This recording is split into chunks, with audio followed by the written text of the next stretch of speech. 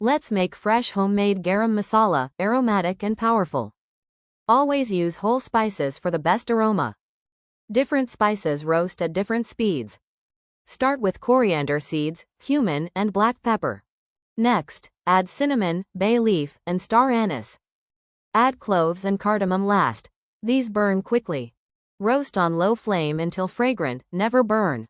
Cool the spices completely before grinding. Let's understand the ideal texture for grinding garam masala. Coriander and cumin should be slightly coarse.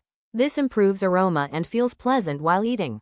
A slightly coarse texture from coriander seeds is completely fine and adds better aroma. Improperly ground bay leaf can feel sharp and unpleasant while eating. Instead of grinding bay leaf, keep it whole. Add whole bay leaf during cooking and remove it before serving.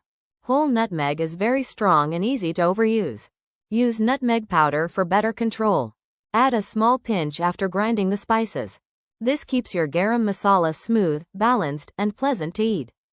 Small tweaks make a big difference in homemade masala. Grind into a smooth, fine powder. This is fresh homemade garam masala. Store airtight and add at the end of cooking for best flavor.